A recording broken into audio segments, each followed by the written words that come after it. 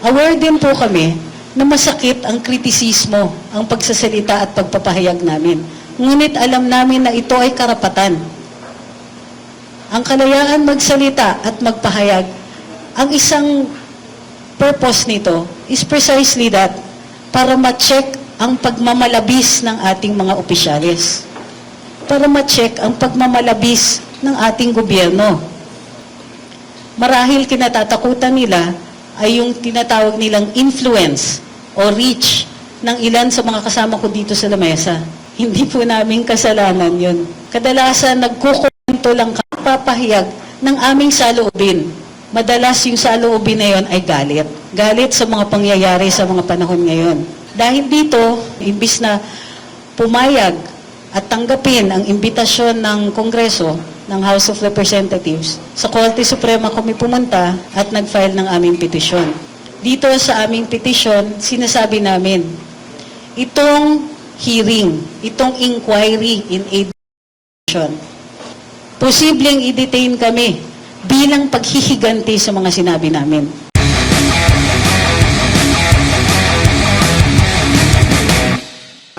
So magandang hapon sa inyong lahat. Ako po si Trixie Cruz Angeles. Isa po ako dun sa mga binigyan ng imbitasyon ng Kongreso, ng House of Representatives. Mayroong mga privilege speech si Representative Ace Barbers kung saan natawag po kami na fake news vloggers, pseudo-journalists, pseudo-political analysts. Ito ay sa interview. Sa iba naman ay tinatawag kaming narco-vloggers or pogo-vloggers at iba pa. Dahil sa mga naunang mga sinabi ng ating mga kinatawan na nasa Kongreso, naging maliwanag sa amin na mayroong ito po ay isang paraan para patahimikin kami. Patahimikin sa pamamaraan ng marahas na pagtatanong doon sa bahay nila, sa House of Representatives. Kung kaya't naisipan namin na panindigan ang aming karapatan magsalita at magpahayag. Dahil kung papatawag kami at paparusahan o papagalitan sa mga sinasabi namin, ano pa ang saysay ng kalayaan magsalita at magpahayag? Pinanindigan namin to dahil ito ay garantisado ng ating saligang batas. Kung kaya't dito sa aming petisyon na dinulog sa Korte Suprema, sinasabi namin, itong proceedings na ito ay paraan lang para pagalitan kami o patahimikin. Nakita naman namin kung anong ginawa sa mga resource persons ng mga Quadcom, ng Quintcom. Nakikita natin na kahit labag sa sarili nilang rules na 10 days lang ang detention ng isang na cite for contempt, nagtatagal pa rin ang kanilang mga resource persons. Nakita namin sa ibang mga hearing nila ang marahas na pagtatanong. At kadalasan, sa halos kawalan ng respeto, lalong-lalo na nung inimbita nila ang ating Vice Presidente, ang dating Presidente. Alam namin bilang mga ordinaryong mamamayan, hindi ganon kabait, mabait pa ang lagay na yon, ang ituturing nila sa amin. Aware din po kami na masakit ang kritisismo, ang pagsasalita at pagpapahayag namin. Ngunit alam namin na ito ay karapatan. Ang kalayaan magsalita at magpahayag, ang isang purpose nito is precisely that, para ma-check ang pagmamalabis ng ating mga opisyalis. Para ma-check ang pagmamalabis ng ating gobyerno. Sa araw na ito, alam namin, tuloy-tuloy ang pagdidinig doon sa kaso na final ni Attorney Vic Rodriguez ukol sa isang ehemplo lang po yun na aming pinupuntirya. Korupsyon, pagmamalabis, pagbabastos, paglalapastangan sa aming mga karapatan, tayong lahat. Marahil kinatatakutan nila ay yung tinatawag nilang influence o reach ng ilan sa mga kasama ko dito sa lamesa. Hindi po namin kasalanan yun. Kadalasan nagkukwento lang papahayag ng aming saloobin. madalas yung saloobin na yun ay galit. Galit sa mga pangyayari sa mga panahon ngayon. Dahil dito, imbis na pumunta sa imbitasyon, imbis na pumayag at tanggapin ang imbitasyon ng Kongreso, ng House of Representatives, sa Korte Suprema kami pumunta at nag-file ng aming petisyon. Dito sa petisyon, sinasabi namin, at liwanagin ko lang hindi po ako yung abogado dito, petitioner po ako.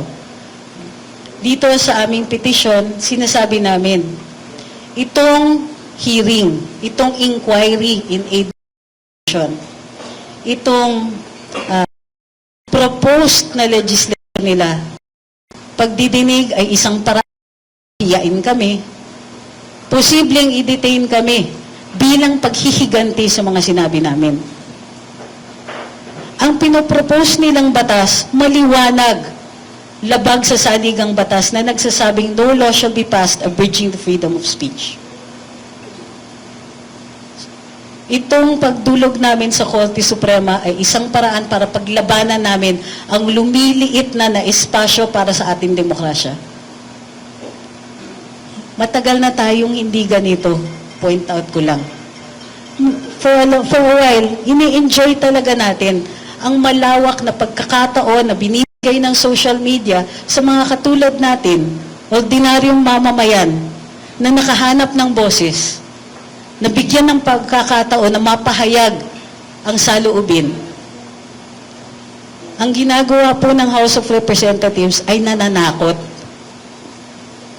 Gusto nila takutin ang ordinaryong mamamayan maging critical sa mga nagmamalabis na mga opisyales, sa mga pagmamalabis ng ating gobyerno. Anong gusto nila? Baliwalain namin yung pag nakikita naming karahasan, yung greed na nakikita natin doon sa national budget. Ito na nga lang ang kaisa-isang sandata ng ordinaryong mamamayan, gusto pa nila na paliitin, baliwalain. Nakikita namin dito may imbalance. Ang mga kongresista natin, may power of the purse. Parati nilang pinapaalala yon. Sila ay mga opisyales. Ang sweldo, ang travel, ang bayad sa kanilang mga opisina galing sa buwis nating mamamayan. Mayroon silang power to cite in contempt. Silang sa ilalim ng speech and debate clause. Itong parliamentary immunity na ito, gamit na gamit, lalong-lalo na kapag ordinaryong mamamayan na ayaw nilang pasalitain, ngunit gusto nila. Nakita namin ito sa ibang mga hearing. Sigurado kami magagamit ito sa amin.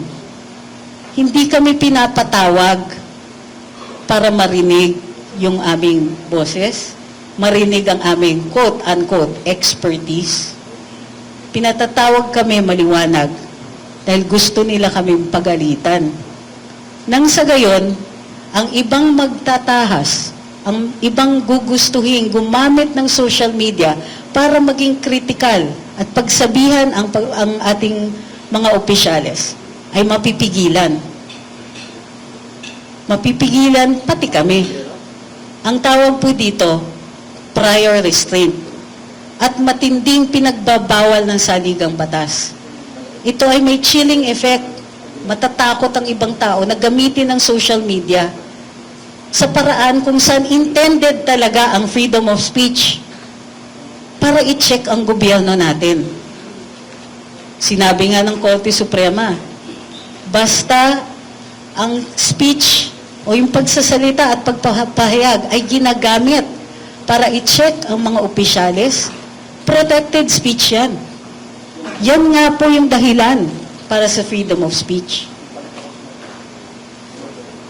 Ang hinihiling namin dito sa kaso ay prohibition at certiorari. Ibig sabihin, itong desisyon, ang pag-propose ng legislation na ito, ang desisyon na magganitong hearing ay ginawa with grave abuse of discretion. Ibig sabihin, wala ito sa mandato nila. Walang mandato ang Kongreso na lapastanganin ang karapatan ng mga mamamayan. Lalong-lalo na hayag.